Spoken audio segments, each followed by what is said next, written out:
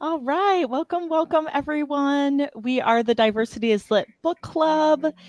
Today, we will be talking about our April Book of the Month pick, which was Out of Body by Nia Davenport.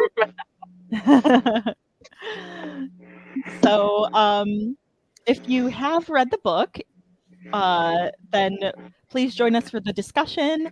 We will be talking spoilers, so if you haven't read it yet and you don't want spoilers, because I mean there will be spoilers like kind of right away, like it has to.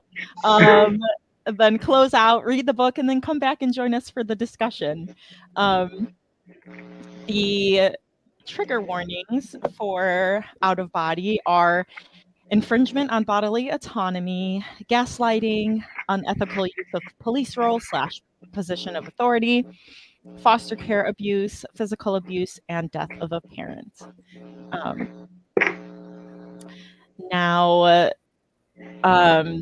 our first question is, what are your general... Oh, I guess I didn't have everyone introduce themselves, so I haven't had everyone here in a while. It's good. The whole fam bam's here. I love it. But yes, hello. If you don't know me, I'm the host of Diversity is Lit and also the author of A Diamond Bright and Broken, which is releasing November 5th. Yes, 2024. If you submit your pre-order receipt, you can get these lovely character art cards. So, yeah, link is down below. But yeah, I am excited to talk about this book. I'll go next. Hi, everybody. I'm Teresa Beasley. I write thriller books, and I am the host of A Reader's Book Corner, a podcast, and I'm excited to find out what everybody thinks about this book. Hi, everybody. I am Heather Venkat, and I am mostly a middle grade and YA fantasy reader and writer, but I like to explore all genre. Nice. Hi, everybody. I'm Alicia Grumley, or writer Alicia Grumley online. I am primarily a poet these days, but I'm also going to be working on a nonfiction project, kind of probably for the next couple months, and just finished up National Poetry Month in April, and that was great. So I'm also excited to be here with the whole fam bam. Hi, everyone. I'm Vanessa, go by Vanessa Read Books Online. I'm a fantasy, paranormal, and horror writer. Also write nonfiction and poetry as well. And a diversity reader and editor. So. Yay. So the first question is, what are your general overall thoughts on the book, and what would you rate it? Goodreads, star rating, or otherwise? Is there anyone itching to go first?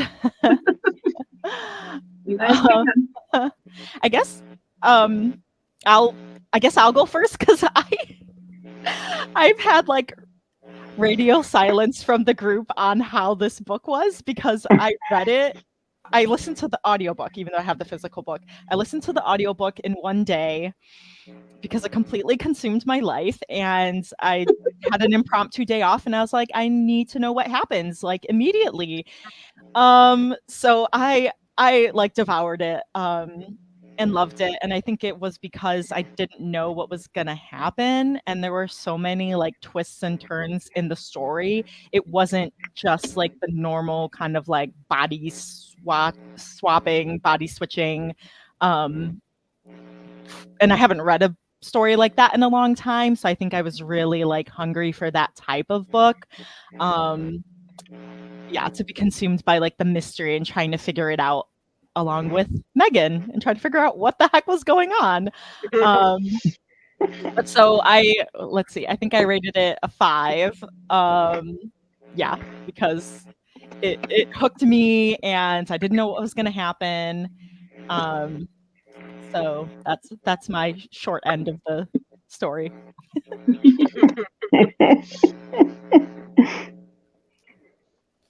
I guess I can go next. Yeah, go ahead. I think I gave it a 3 on Goodreads.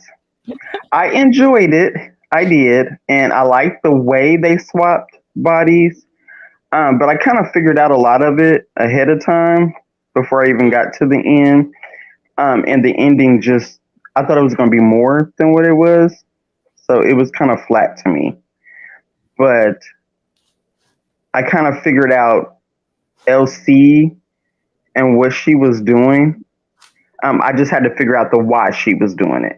But then once I knew that, I was like, oh, okay. So I get it. I get it now. The only twist I wasn't expecting was the officer that was kind of involved in all of this happening. She was the only one that I was like off on. But everything else. So, I mean, it was a good thriller. I enjoyed reading it.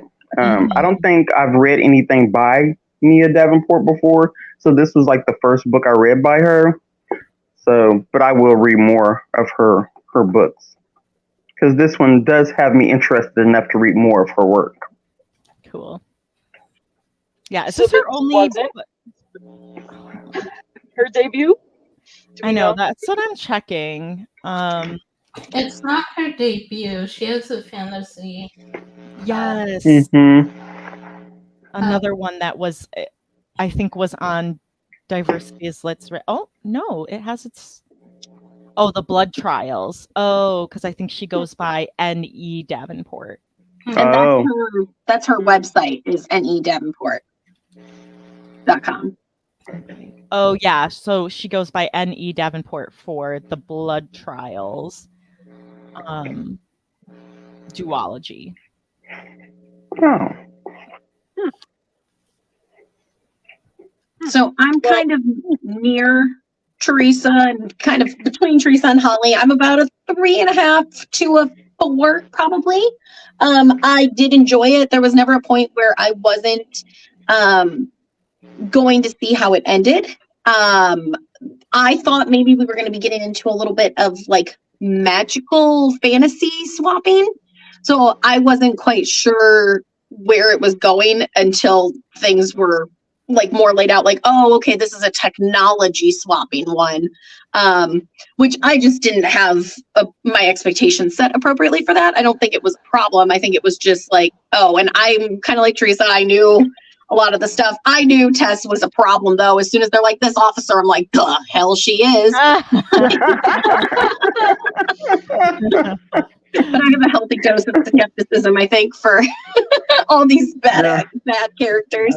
And for me, the ending felt a little much, and I can go into a little bit more about that when we get to that point. But it had to do with the piano and the lack of the piano being mentioned at the end. Because I guess I can go into it a little bit now. It was such an important part of Megan's identity. And that, like, we never see her dealing with what's happening with the hand, and we never see her healing from the hand. We never get to see her, like, upset about not being able to be in the showcase, you know, like all of that stuff. But I do think it was set up so there's a possibility for a sequel or maybe a series, because these other big bads, these investors, I mean, that's a lot of loose strings to leave lying around. So I can kind of see it being like that. But it was something that I didn't realize at first. I was like, oh yeah, the ending's good, glad, like it's for the most part a happily ever after kind of thing, right? Like everybody's where they are, everybody's back in their own bodies, everything's fine. But then I just was thinking about it and I was like, oh, we didn't get to see that. And I think that's an important part of her character development and arc stuff. Even just to have mentioned it once or something afterward, like my hand isn't quite healed, but I'm not going to give up on it because that's what ties me to myself, kind of thing. So it was set up really well, in my opinion, in the beginning and like throughout the middle, and then it's almost like it kind of was a forgotten. Gotcha. Yeah, that's fair. Yeah. So I am closer to Holly. I was on Goodreads. I was going to rate it a 5, but like to me it was like a 4.5. Like I did listen to the audiobook too, and I felt like it just pulled me in right away, like the whole story and the characters, and I just thoroughly enjoyed it. Like, I was not as like I'm always not that great about like predicting stuff, and so like I was just like, whoa, Yeah, like that's me. everything. And and I trusted the FBI office, the agent at first, and all of that stuff. So, but I just thought it was really interesting how like just those little details that she threw in there, like how you were mentioning about the hand and how she plays piano and stuff like that, and how she was just like grappling with you know like also grappling with the fact that, hey, I like this guy, but this guy really doesn't like me as Megan. He likes I forgot her name already. Jade. Jade. Right. Jade. Jade. And so like just those little things, I thought like it was kind of like unique in terms of like the body switching. And then I also liked how she kind of made her not super flat as a character. Like she was kind of a like an anime nerd, and she's vegan, and I'm like, hey, that's me. And like I thought that was kind of cool, because she could have just been just none of those things, but it added like some extra depth layers to her as a person that I appreciated. And I thought like I mean, I guess I see what you're saying about like at the end with the piano and everything like that, but to me, it was solid, and I enjoyed it. So I really liked it as well. Initially, I gave it a 4.5, 4.5, but when I started thinking about it more and more, I think I brought it down a bit to just a solid 4. It's super fast paced, which I love. Yeah. I read it all yesterday and one day. I thought, and I had forgotten what the synopsis for the story was by the time I picked it up. So I didn't remember anything, and I kind of went into it blind, which I did like. And so I did like the science take on it, the sci-fi elements to it. And I thought I really liked the idea of, being able to transplant or switch your consciousness with another, and like exploring what that means and like the ethical implications of it. I only wish it went deeper into that, because it felt like a very introductory surface level exploration of that, and I wanted deeper conversations about that, I think. I did really like the characters as well. I thought that Megan was actually a very smart character, and I'm like, this is the character I've been waiting for in a lot of horror movies and shows, where you're always like, why are you making such dumb decisions? But Megan didn't really do that. She was very logical, I think, throughout the whole situation, trying to, convince others that she's in the wrong body, and then, trying to look up the group home that her body was at, and tracking her down, and trying to figure out what to do, meeting the agent, which I knew I didn't trust her from the get-go. I was like, no. But, in her situation, not knowing what to do, whether she can trust the agent or not. And she already knows she can't really trust LC because of what had already been done to her. So I thought she, I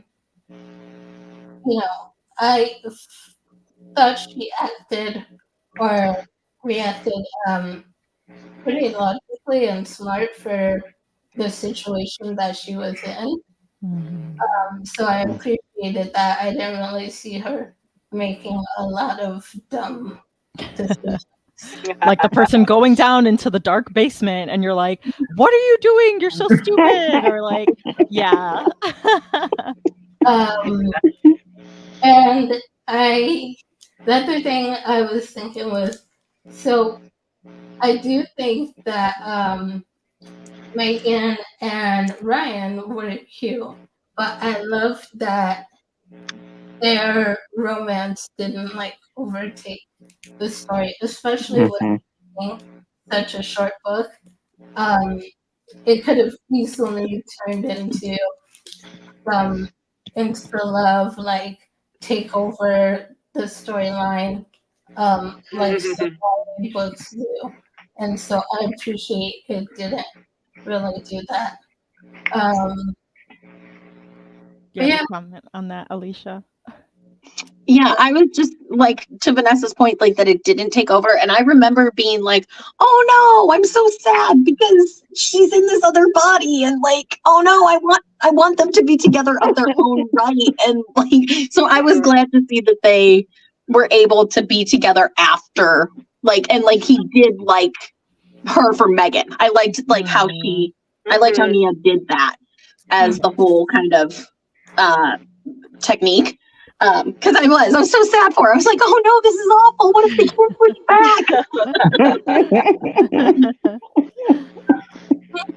back? Wanted to give a shout out, Books, Gers, and Purrs. Stop by. Hello. Thank you. Thank you for subscribing. Yeah, I, like Heather was saying, like, so when the whole like FBI agent thing came up, and I was like, for me, I was like, do I trust this person or not? Because they totally could be on the other side. And so like, I gave her the benefit of the doubt, but was also skeptical and not completely trusting of her, just like I think Megan was.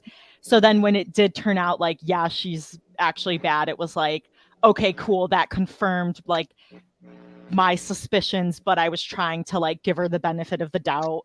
And so that is like what Vanessa was saying, like she was like a smart like character, like she wasn't just like, oh yeah, this is great, like taking everything she said at face value, but because like, you know, right away, like she lost her trust in LC by being switched and then going to her house and Elsie pretending like nothing was wrong and her parents like shoving her out. And so she like, I think she carried on with that skepticism and learned from that to be like, okay, don't trust everything you see and hear, because even with this body switch, I'm not even in Elsie's body. I'm in Jade's body. Who's Elsie? Which that like, when that happened right away, they're like, oh, Jade. And I was like, wait, she switched and then switched again. Like I was like mind blown, just like totally. I was like, I would have been fine with just a single switch, and then there was another switch. So I was just like, it's Inception level switching up in here. Yes. And then the switch into Tess's body. Yes, that was amazing. I was just like, well, now, like, you can't have like Elsie go after Tess because she doesn't know that it's really Megan, and so it was just like, I was so there for it, because that's why I couldn't predict it, because I was like, I wouldn't have thought that Tess would have switched her, you know. It was just like, not at all. Yeah, so then it's like, is she gonna be able to switch back? Like, because you know, this is a book where you don't need an HEA, like a happily ever after. It could have been where she was stuck in someone else's body. So bad. At the end, you know, she could have been stuck in her body, Tess gone to jail, or met up with the big baddies, investors that she was scared about, and like they would have killed her or something. Yeah. and maybe she couldn't have switched or. So yeah, I'm excited for the sequel too because, well, I feel like she left things open for the sequel because of those big bad investors, and then she's like, oh well, the trial's not, the trial is scheduled. It hasn't happened yet. Yeah, but it hasn't happened yet. Where is it? Yeah, but even if she does go to prison, she could still resurface at any time in any body. I wouldn't put anything past her. So I'm just like, oh. yeah. Well, I could see them having to team up with Tess to like get the big baddies away and done and stuff. Because Tess has a lot of information that they don't have still. Yep. That would be cool. Yeah, with the Kojitech and I liked that because it's like I haven't read anything with like tech in it in a while. It just like kind of brought me back to that like dystopian, like 20. I don't know what was that 2010s. I don't know, but like it just brought me back. It just felt like a return of those times. Yeah. Like kind of like The Program. I don't know if you've any. Oh yeah. Program and like that sort of thing. So that's why I was kind of like the trippy. Yeah.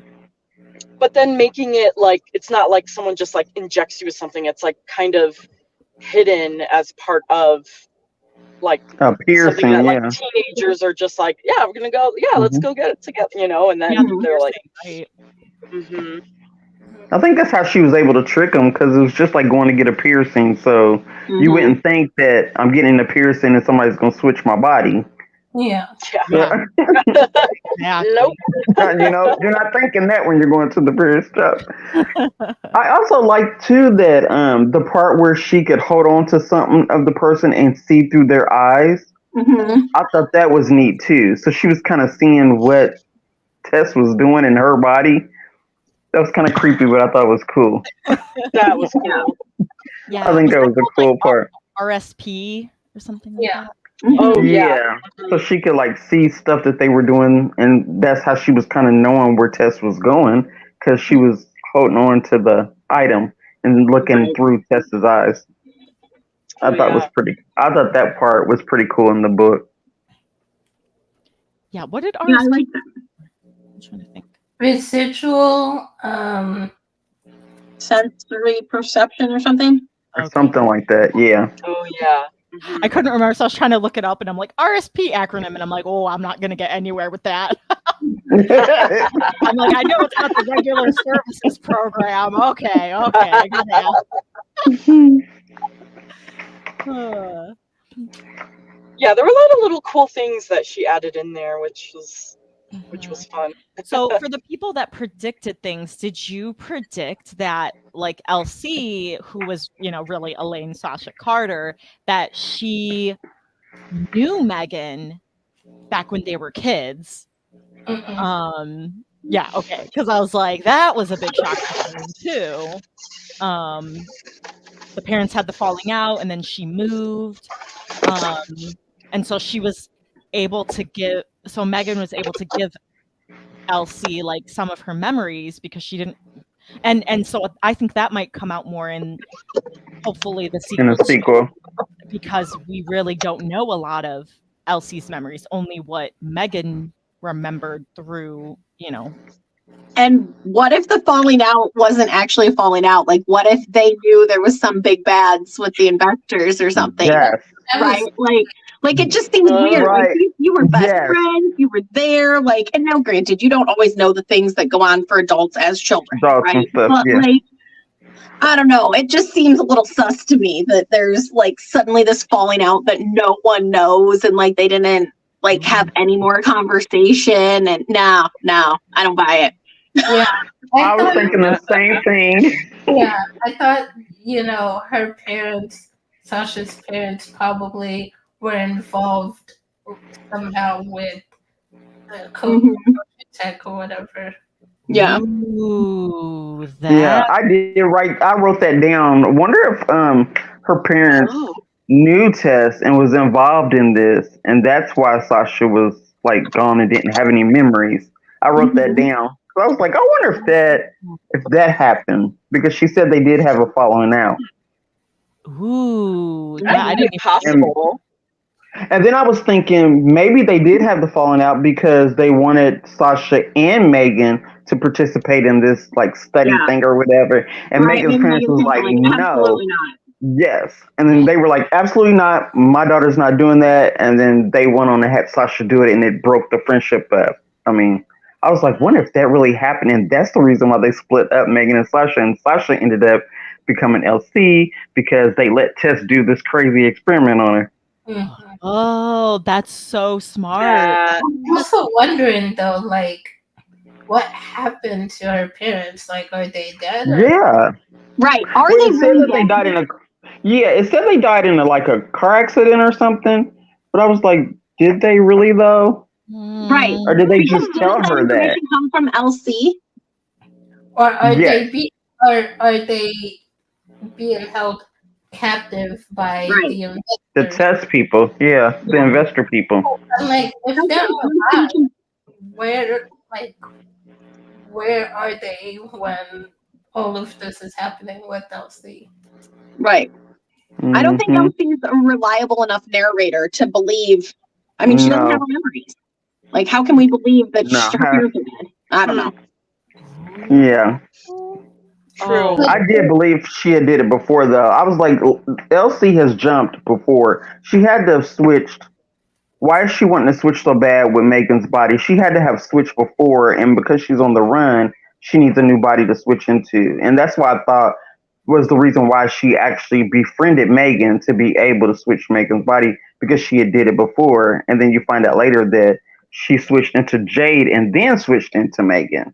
So I was like, she had did it before. Mhm. well, and Oh, Jade's family was kind of weird. weird because they were like, you know, they had the alarms, they were like super protective, wouldn't let her have her phone. It was very like controlling. Mm-hmm. And they're But very they were rich. rich, right? They're so rich. Yes. Yeah. Mm-hmm. Maybe they are the investors, or like part of the investors or something. Because they're They so could be. Where would you like? They're like, oh yeah, we're locked into this house together. Like, I was like, And is that, going on with I these know. people? that would make sense because that's how LC knows Jade, is because Right.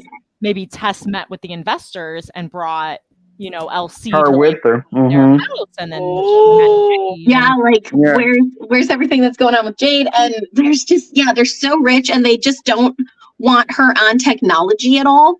Why don't they No. want her on technology? I mean, she has social media problems with the classmates, but Well, there's see, some loose ends for me. That's interesting now, thinking about it from that perspective, because I thought it was more of them being overprotective now that she's back. If she ran away, she's been gone for 3 months. They had no idea where she was. And now she's back. I thought it was more of them being super overprotective and being like, you know, you can't go out, you can't, you know, have your phone or do this and that, because they don't trust her and they're afraid she's gonna run off again. But what about the file that he had on her in the office, the dad? And he's got that funny lock on the door, and Megan did get in there, but then she almost got caught. And I was like, well, why he got this secret file on his daughter? That was strange. And then, she couldn't I get thought back that in was there weird. afterwards, though. And then the door. What if Jade's parents aren't Jade's parents? What if they've been swapped to watch those bodies? And that's why there's a file. See, Alicia, we be right here. That's what I was like, And like the retinal scan and everything, like that's why they needed Tessa's body. Yes. Like there are some problems, friends. Yes. Mia, we would love arcs. Yes. I'm going online to try to see, like, anything about a sequel, and I even tried to go on Goodreads to be like to ask the question, but it won't let me. Like, no. Yeah, I haven't seen anything, but I don't know. It just, and maybe it's one of those books that like, okay, like this was just a snapshot in this life and we don't have these answers. But I think because we are all writers, we would leave something open like that with the intent of drafting a sequel or a series. Yes. Yes. Oh, here, I can ask the question on her as Nia Davenport. I can ask the question. So I asked, would there be a sequel to Out of Body? Yes. Mm-hmm. And maybe it's like, maybe the title's In Our Bodies. I was thinking about that. I was really thinking about what the title would be like. Oh, Out of Body, In Our Body. Oh. Yes.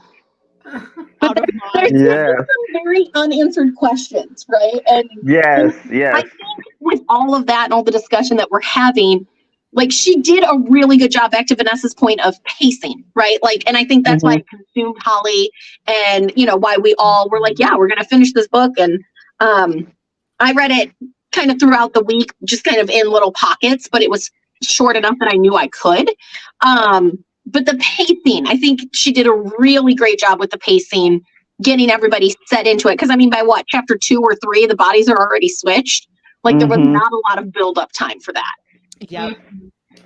And so I think Nia did a really good job with the pacing on that, and just like putting you in the story from the get go. And I was telling somebody about this, that I was reading it, and I was like, well, I can't quite tell if this is an LGBTQ plus spice leaning story or if it's just like a best friend story, because I don't know, there were just some things like, no, she's looking great. Just like there's just these comments.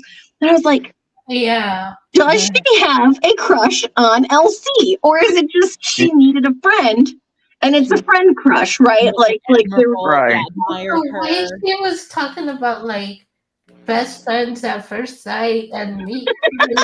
best friend meet cute. That's It right. makes you wonder. Yeah, and now she's living back in her house with her. So like, Lord only knows the accent. I'm really curious to see too if in the sequel we'll have like Sophie, her sister, will play more of a part, because she mentions it again, like, oh, I'm so glad that I didn't have her like get the piercing, right? Because was that it? Like get the piercing because she could have gotten it too, and then she would have gotten caught up in all of this mess. Yeah. So I feel like she could play a bigger role in it. Yeah, there's just so much open space. Because Sophie was thinking something was suspect too. Yeah, and Elsie always gave that credit. Like, like she's too smart for her own good. She's been, you know, all this stuff, and I don't know. It's just like, I don't know how Megan's parents didn't like pick up that something was wrong with her. I was like, do y'all not know your daughter? Like, like we never saw like anything with her to going to the ER to get that cast on. Like these parents who were like, no, you gotta like do the piano and do it so well. It's like they didn't question her at all on how she hurt the hand or what happened. And like Sophie was like, something suspect. Right. And her parents are like, she's like, let me reintroduce you to Sasha. And her parents are like, cool, you can live with us. Yeah, it's like, do you think maybe we should do a little research? Maybe try to find or something. I mean, they didn't even ask about her parents or anything. Nothing. They was just like, okay, she can move in. Well, the her trying to prove herself at the beginning was making me think another reason why like Megan's very admirable because she's smart is when she was trying to convince Ava at first that she was really Megan, but like Ava was like, I'm already mad at you, and just like, you know, like didn't believe her, but she had all these good things like, hey, we went and did this, and I said this and we ended up like, I forget what the scenario was, but she was giving like specific details and Ava was like, no. And then the second time she literally said like, hey, your mom, this and that, but we actually did this instead. And we didn't tell anyone. And like all of those things. And then finally she believed her. And that was like such like a big like winning moment because like I felt for her at first when I was like, she is literally giving all of these details, and Ava's just like, oh no, why? I can't believe Megan told you all of these things, you know, all of these details. And she did the same with their parents too. Yeah, and her parents didn't believe her. Yeah. Once again, back to, are these her real parents? Yes. Right. I'm questioning everybody. I'm questioning the parents. Nobody's in their own body. Is the whole town swapped? Yeah, it's really Tess, like all this stuff, like it's trippy and I love it. I will say felt something was wrong about her. Tess? Oh yeah, Yeah, I felt something was wrong about her. I didn't know how she was going to play the role, but I was like, something's not right about that lady. I want to go back to Ava for a second, though, because that was another thing that I thought Nia did really well. And where, you know, like some of those parts where we're like, oh, like the ending, we weren't so happy about the ending. I was really glad to see the Ava and Megan friendship kind of back into real life. Like it was good to see that they kind of were able to start mending those bridges, kind of thing. Right. Yeah. Me too. Because it seemed like when she started hanging out with LC, she just kind of put Ava on the back burner, which I could see why Ava was so upset. Right.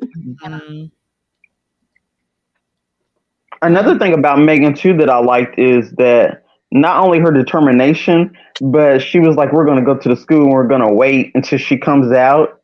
And she wanted to confront her. She couldn't go back to her own house. Yeah, she was like, I can't go back there, so I'm going to have to find another way to confront her. And she confronts her after school. I was like, you go, Megan. But then, like, isn't Megan's dad a teacher at that high school? So it's like, well, he could have stumbled upon it. Oh yeah, I forgot about that. But when your body's been swapped, you do what you gotta do. Dude, I know, right? It was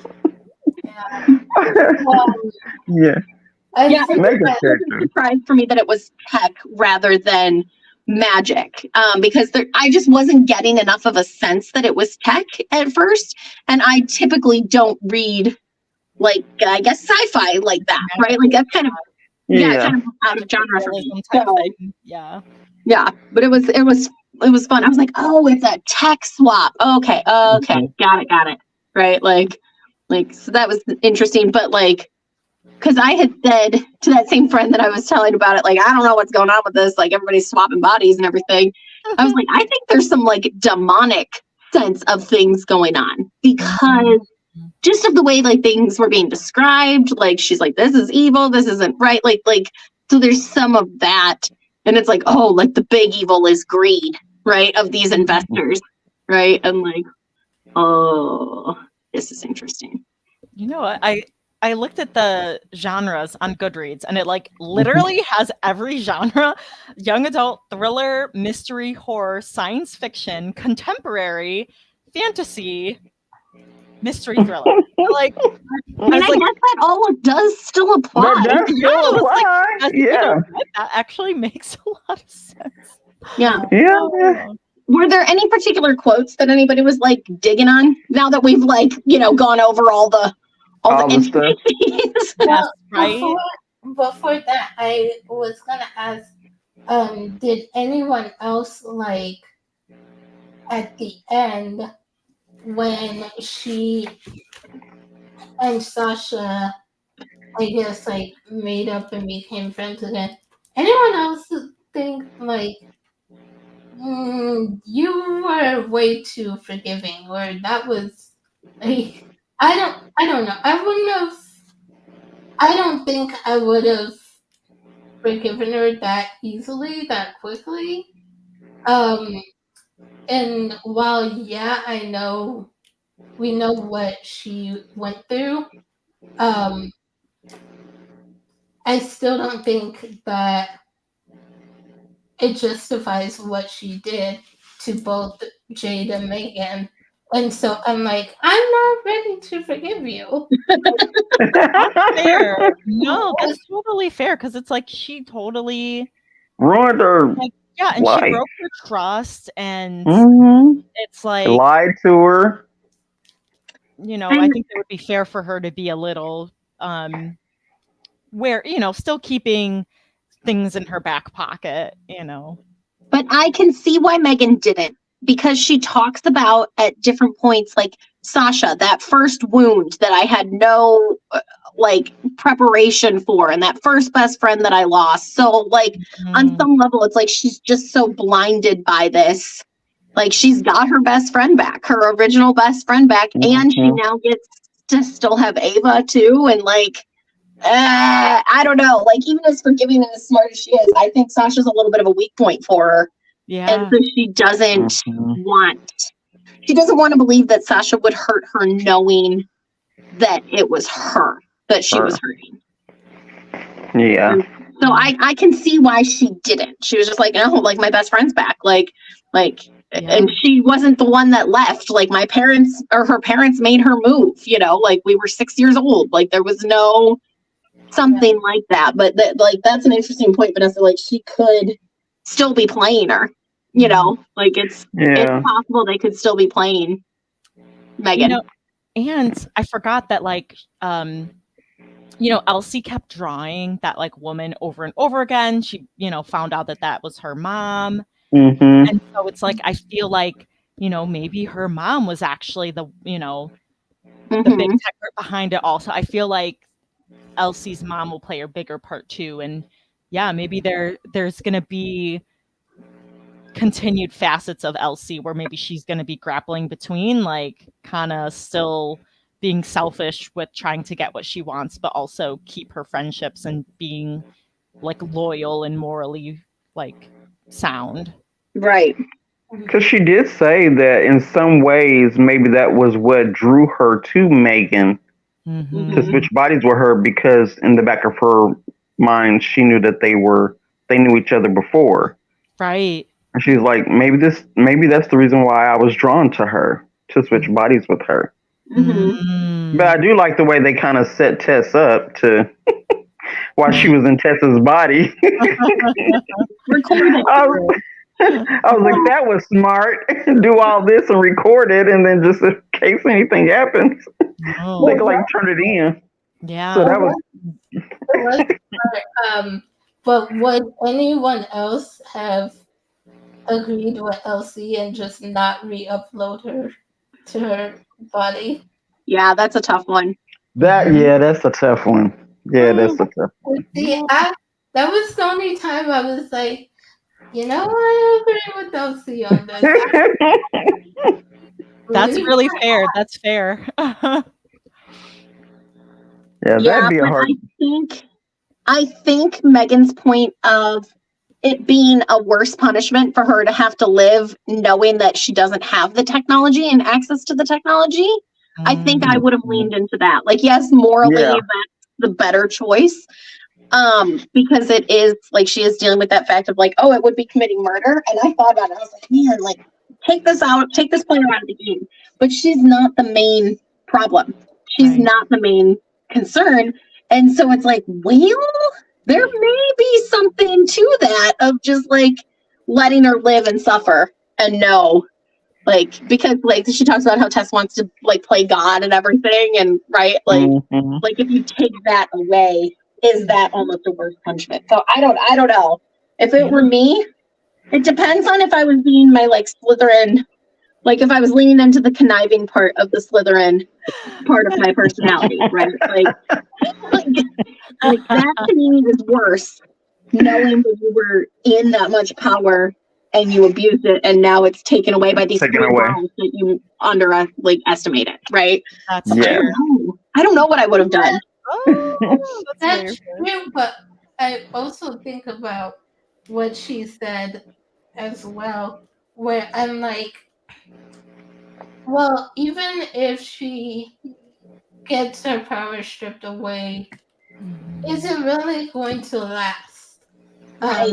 Because like Megan and Elsie were talking about, she's a rich, white, privileged white woman. And Mhm. so it's like, do we really think she's going to face that much consequences in the long run? Pretty sure her wealth and privilege is going to get her out of a lot of stuff. And if the investors are also like, if they have that technology, what's to stop them from swapping anybody else out of True. their body and putting tests in it so that they can still control her? Right? And That's like, true. like, That's true. like, because there is so much power and privilege that comes with this amount of money that we're talking about here. Mhm. And that was something I really did, well, from my standpoint, and I don't know if you ladies would agree, but I thought those comments of like Miss Grace at the diner checking on Megan Jade, being like, hey, like, are you okay, honey? And she'd be like, yeah, she's fine. You don't need to check. And then Megan being like, no, she did, because at the end of the day, I'm a black kid sitting here with a white cop. Yes. Oh, Yep. Yes. Yep. I'm glad you brought Yes. that part. Yeah. So I Mhm. think, yeah, to talk to Vanessa's point of the privilege, right? Like, yeah, I don't know that Tess is going to face those consequences that she should be facing, because who believes that they're going to be body swapping? That's why they had to frame it under kidnapping and impersonating a federal agent. Oh, Yes. That's why I would have just not upload her back to her body. I don't trust the system. I don't trust you're gonna actually face consequences. So I'm just gonna not put you back. no, that's such a good point. I guess if we could guarantee that we could keep her preserved if we needed to find a body to put her back in, like, and like, because it's like, what kind of questions do we have, right? Like, we don't know the lasting side effects of this. We don't know any of that. And if Tess does, and she's the only one with the information, like, I would only be putting her back if I had like the fail safes of like, we gotta have something, right? Like, because we gotta be able to access her if we need her. Yeah. And that's the part that you can't guarantee. Yeah. That's true. I know, Alicia, you wanted to talk about quotes. Did you have any? I didn't have any particular other than like those ones that I've kind of mentioned throughout this conversation, which I think was a testament to the fast pacing of it, because I wasn't looking for quotes necessarily, but I wanted to see if anybody picked up any that they really just like that resonated with them. I like. Oh. Go ahead, Vanessa. I was just gonna say, like you said, Alicia, it's so fast paced that I wasn't really looking for quotes till I was almost at the end, and I was like, I don't have any quotes yet. But I feel like the quote at the very end, Yeah. that says, "We're fierce, we are epic, we are bold. All of us are survivors." Yup, that was. Yes, that's the one. That's the one I was gonna say. Yeah. Well, and I even really liked it. the paragraph before that, much Before it. like I underestimated myself, Tess underestimated the force that the three of us girls could be when we banded together. And our strength doesn't lie in how physically strong we may or may not be either. It's soul deep. No one can take it from us. So. Aww. Yeah, that was the one that I started that whole paragraph thing there. I thought that was really. Yeah, that was actually the only quote I had, because since I listened to it so fast, and then the end, I was like, "That's a great quote." I didn't have any because with the audiobook, it's hard for me to like stop it and be like, "Oh, this quote." It is. But when I was looking up quotes, they shared the first chapter. On wait, where was it? They shared it on.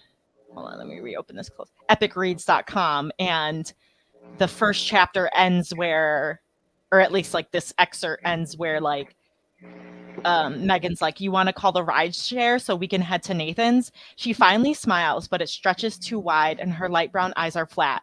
They're missing her spark, and it's like staring into the empty eyes of a doll. And then that made me think about that ride where he was like, I recognize you. She's like, shut up. And he's like, are you on YouTube? Are you this or that? And like, she just was like deadpan, and I was just like, oh crap, like did she kill someone, you know? And now she's like because I didn't know where things were gonna go, so I was like, oh, did she kill someone? And so that's where he recognizes her from, like a wanted list, or you know, my mind was going everywhere with that opening. That's a really like cool opening though. Yeah. Mm-hmm. It was. I'm like you, Alicia. I'm sorry. I was going to say, Alicia, I'm like you. I thought there was going to be some type of magical element to the switching situations, and that they was going to have to like band together and like take somebody down. But I like the sci-fi part of it too, because I don't read a lot of sci-fi. I need to read more sci-fi, but I like the sci-fi element, that the way they did the switching, because nobody's gonna look, if you see a teenage girl with a piercing, you're not gonna be thinking, oh, there's something wrong with that, because she might do something she's not supposed to do with that, because it's a piercing.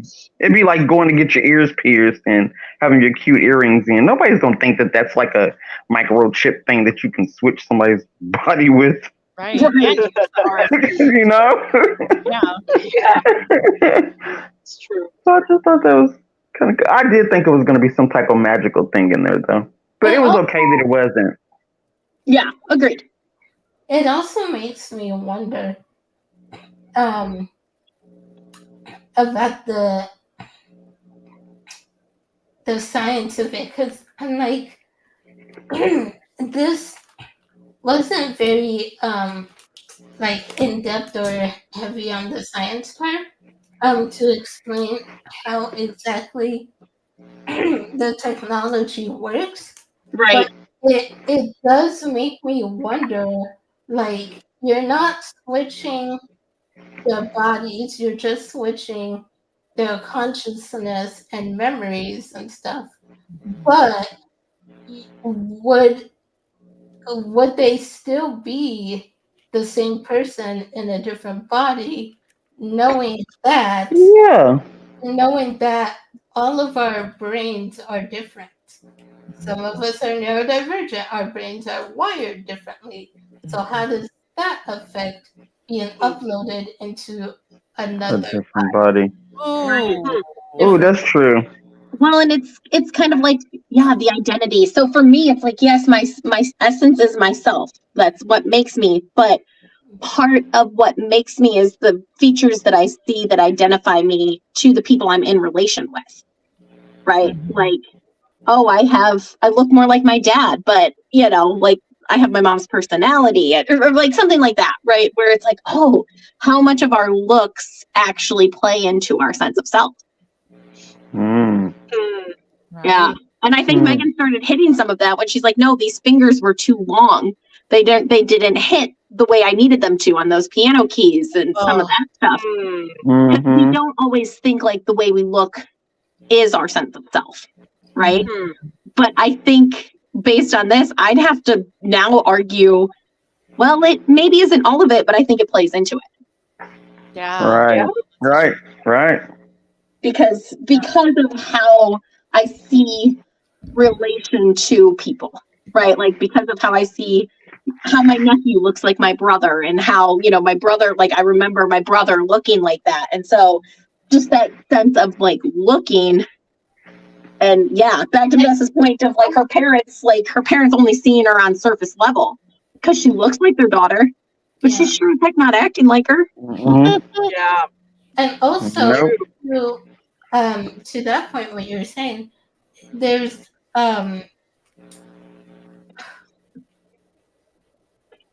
oh shoot, I lost my train. I just had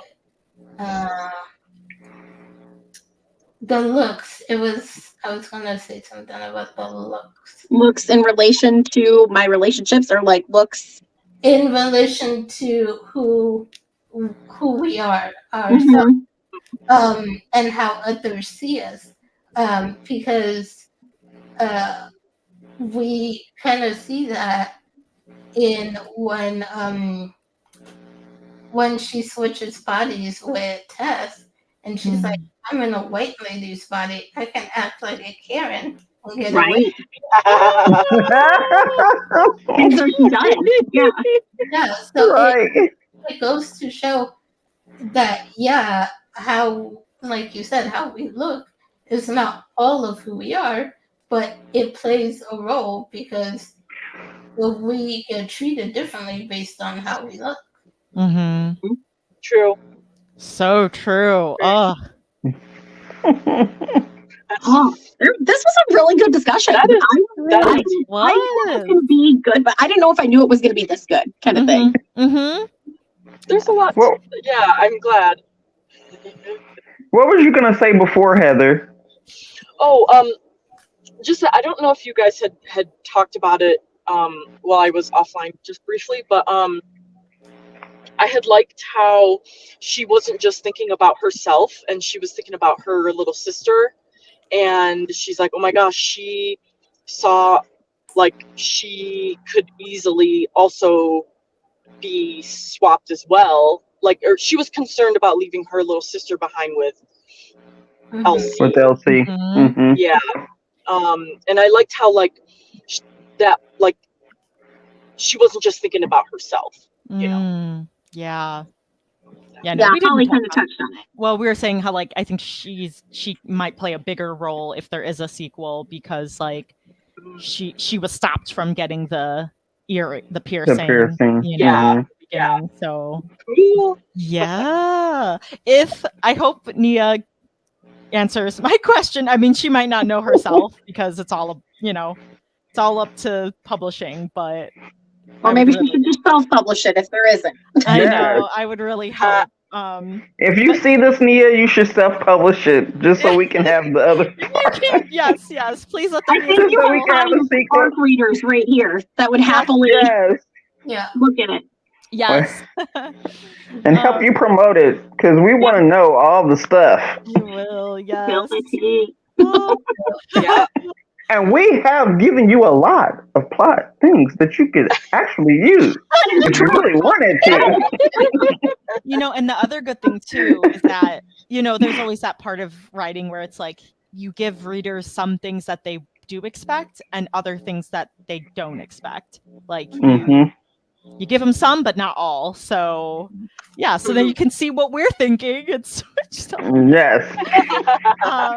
But yeah, thank you for joining us for our book club discussion of Out of Body by Nia Davenport. Yay.